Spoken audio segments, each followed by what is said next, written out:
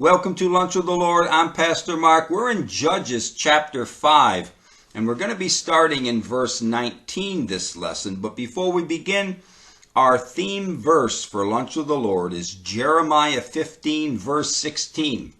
Thy words were found, and I did eat them, and thy word was unto me the joy and the rejoicing of my heart. Now, we did the first part of Deborah's song in Judges chapter 5. In this lesson, we're going to be finishing her song. So we start here in verse 19. And let's read verses 19 to 22. And it says here, the kings came and fought. Then fought the kings of Canaan in Taanach by the waters of Megiddo. They took no gain of money. They fought from heaven. The stars in their courses fought against Sisera. The river of Kishon swept them away, that ancient river, the river Kishon. O my soul, thou hast trodden down strength. Then were the horse hoofs broken by the means of the prancings of their mighty ones. Now, in these verses, we see that there were several other lesser kings, probably under Jabin's leadership, that came to help fight in this battle for Jabin. Both Taanach and Megiddo are about 15 to 18 miles from Mount Tabor. Now, it seems that when Balak led his army down Mount Tabor, that the battle went as far as Megiddo. Again, in those days, they traveled. I mean, when they were at war and they were defeating an army, and the army started running, they ran after them. And you would chase them 5, 10, 15, 20 miles away. So it seems that they did, Barak's army did chase the enemy even as far as Megiddo, up to like 18 miles away. Now, verse 19, it says, they took no gain of money. Now, most scholars believe that this means that they hoped to take some kind of spoil home with them. The kings of Canaan fought for money, while the Israelites, what did they fight for? They fought for their freedom. You know, sometimes the hearts of those who fight for freedom are stronger than those who fight for material gain. When you have been greatly oppressed for the last 20 years, no amount of money or possessions can come near the value of simply gaining back your freedom. In verses 20 to 22, Deborah describes this storm that God designed to come against Sisera. The rain was so heavy and so quick that Sisera didn't have time to think of another plan of attack without using his chariots. The rain was so strong that the Kishon River overflowed and took away many of Sisera's army. In verse 22, we see the kings and their mighty warriors pushing their horses hard to the point where some of the horses were actually injured trying to escape, and other horses were stomping the ground hard trying to escape. So here, Deborah is describing this battle. I mean, this whole song that she writes, she's describing this battle she's even describing how the enemy fled away and what the sound of the horses were, what the horses did when they fled away also. And she tells us here in detail. Now, but what God did here gives every Christian a measure of great hope, because it shows us that God can have the different elements of the earth, such as rain, lightning, snow, hail, whatever, and different creatures also of the earth to help fight for us. All of nature can be called forth to fight for God's people.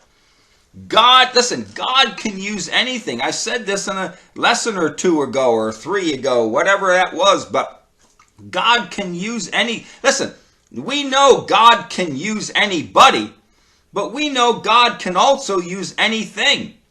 God can use the locust, he can use the ants, he can use the bugs of the sky, he can use the rain and the hail and the snow.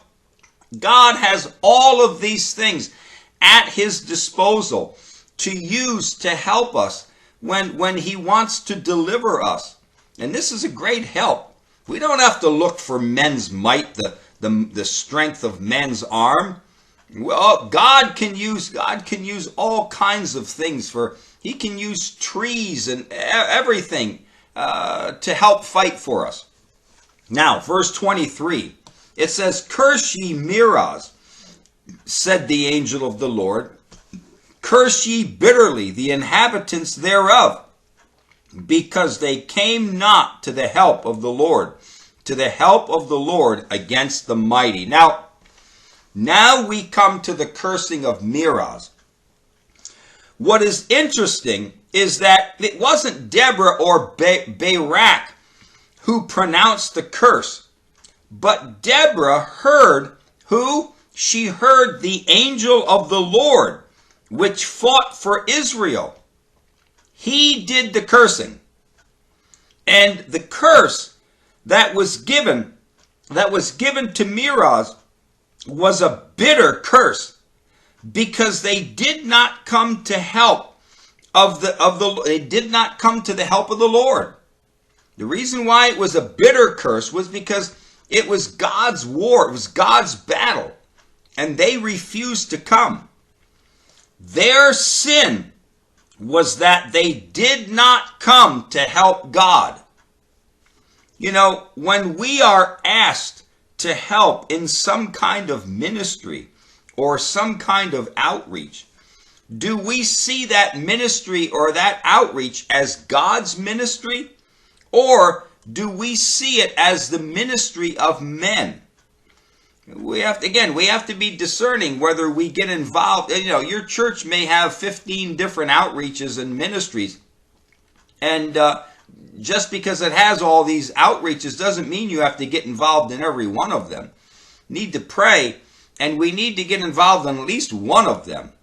Get involved and let God use you in a ministry in your church. So, do we see these ministries as ministries of God, as the work of God, or as the work of men? Now, verses 24 to 30. Let's read verses 24 to 30. And it says, "Blessed above women shall Jael, the wife of Heber, the Kenite, be. Blessed shall she be above women in the tent. He asked water, and she gave him milk. She brought forth butter in a lordly dish. She put her hand to the nail, and her right hand to the workman's hammer. And with the hammer she smote Sisera. She smote off his head, when she had pierced and stricken through his temples. At her feet he bowed. He fell. He lay down. At her feet he bowed. He fell. Where he bowed, there he fell down dead. The mother of Sisera looked out of the window and cried through the lattice, Why is his chariot so long in coming? Why tarry the wheels of his chariots? Her wise ladies answered, her, yea, she returned answer to herself. Have they not sped? Have they not divided the prey? To every man a damsel or two. To Sisera, a prey of divers colors, a prey of divers colors of needlework, of divers colors of needlework on both sides, meat for the necks of them that take the spoil. Now, Deborah here, she now gives honor to Jael for her part in this battle. Back in chapter 4, verses 8 and 9, Deborah told Barak that because he hesitated to go to this battle, that the honor of victory for this battle would go to a woman. Sisera fled to Jael's tent, thinking that he would be safe among the Kenites that had moved up north into Jabin's territory and made peace with Jabin. And also, he thought that no one would search a woman's tent. But the Kenites had a history with the Israelites. First, and Jael had already determined that she would kill Sisera if he came to her tent. Now in verse 26, it says that Jael, she smote off his head. Now the Hebrew words here do not mean that she actually cut his head off. The Hebrew means to crush or to pound. Jael hammered or pounded, she pounded the nail into Sisera's head. Remember, don't feel sorry for Sisera. What did he do? He mightily oppressed the children of Israel for 20 years. We saw that in chapter 4 and verse 3. His oppression was so bad that travel within Israel was restricted. We see that in chapter 5 and verse 6. And the children of Israel were even afraid to go and draw water. We see that in chapter 5 and verse 11. So don't feel bad that, what she did to Sisera. Oh no. He mightily oppressed the Israelites. Now, in verses 28 to 30, this is a sad picture of Sisera's mother. We do not know if Deborah herself was a mother, but she says of herself that she is a mother in Israel. Deborah calls herself a mother in Israel. Now, Deborah here, she begins to reveal a mother's heart, and she now thinks of Sisera's mother. We do not know if Sisera's mother was still alive, but Deborah imagines in her heart of Sisera's mother in expectation of her victorious son. Now, Sisera's mother is portrayed as one who is waiting for her dead son to return. In verse 28, she wonders why it is taking so long for her son to return. This should have been an easy victory. 900 chariots and a great army to go with those chariots against only 10,000 Israelites? A quick and easy victory was expected by everyone. In verse 30, she thinks that the reason why he is so long in coming is because he and his army are dividing up the spoils. Spoils of garments, both expensive and regular garments, and spoils of women, both virgins and married, in order to make them their slaves. It does not cross her mind that the unthinkable has taken place, that her army was defeated and are all dead. It doesn't seem to cross her mind that Sisera, her son, and the great army that he was leading was actually defeated. But this is a picture of this picture of Sisera's mother is like many people today. They look through the windows of false hopes and plans and expectations, waiting for something to happen. But it will never happen. Sisera was dead. He will never appear to give his mother what she wants. And many people today do not realize that their hopes and plans are dead hopes and they're dead plans. Their dead hopes and their dead plans will never give the person what they expect. They will never be fulfilled. Fulfillment and joy in this life is never by anything that we can get from this world. You have to understand that. God designed us to be fulfilled only by Him. That's it. That's it. We were created to be fulfilled by God. That's it. And when we try to fulfill our life with anything outside of God, they are dead plans, they're dead expectations. And there's no fulfillment. You're never going to be satisfied when you try to fulfill your life with something outside of God. People die. The house deteriorates. The car rusts and breaks down. Pets die also. Friends move away, or friends get into arguments and they don't want to see us anymore. People's plans here on earth are temporal. Their hopes are temporal.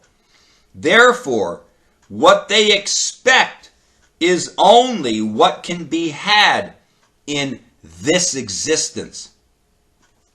The Bible teaches us that God has condemned this existence because, why? Because of its sin.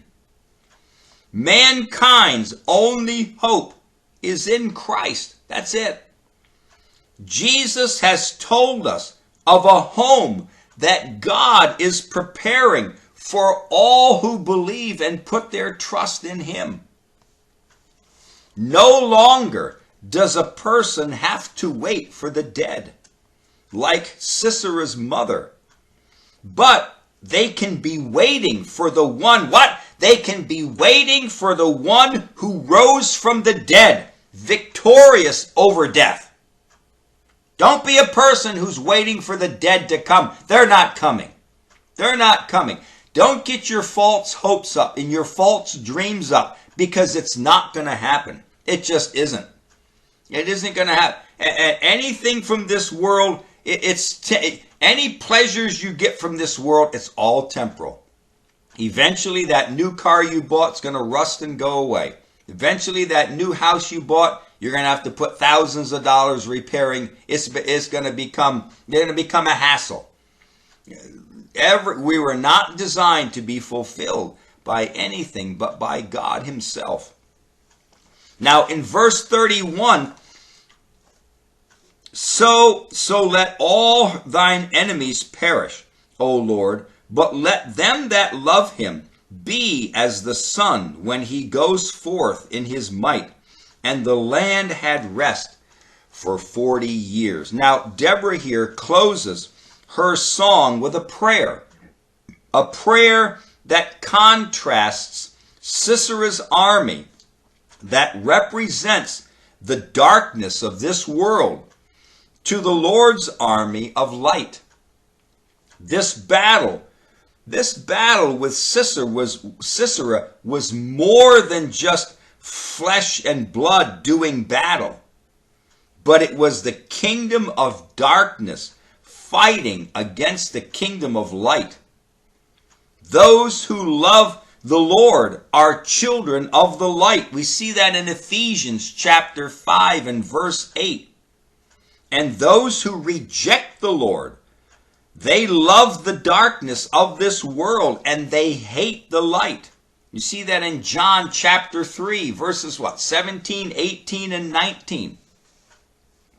In Nehemiah chapter 6 and verse 16, it wasn't until the wall was finished that the enemies of Israel, when they finally realized that they had been fighting against God this whole time, at first they thought they were fighting flesh and blood.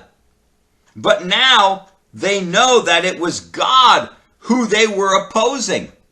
Yeah, you read Nehemiah chapter 6 and verse 16.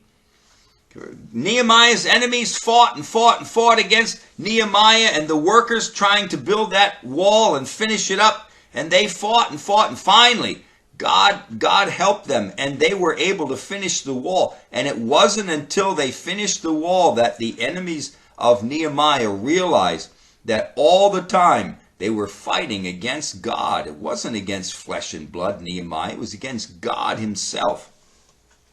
You know, the unsaved people at the white throne judgment will come to the same realization.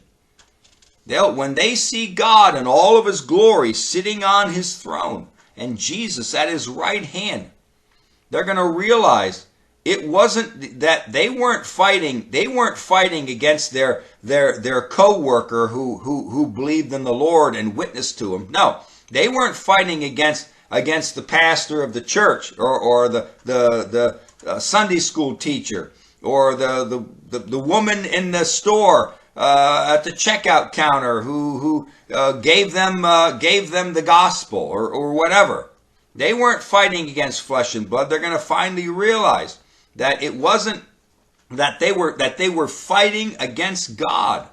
Oh yeah, they were angry at their brother and sister who got saved years ago and has been telling them about Christ these past 5 years, past 10 years or 15 years, and they got tired of it. And they thought that's what who their enemy was. Oh yeah, it was that Christian uncle, that Christian aunt, that Christian grandfather or grandmother keeps telling about Christ and they don't want to hear about it. No, those weren't the enemy. No, they're going to realize when they stand at the white throne judgment and it's all over and there's no hope for them, that they're going to realize it was against God they were fighting, not flesh and blood. All right, we're going to continue on in chapter 6 next lesson, but until then, walk with the Lord. I know he walks with you.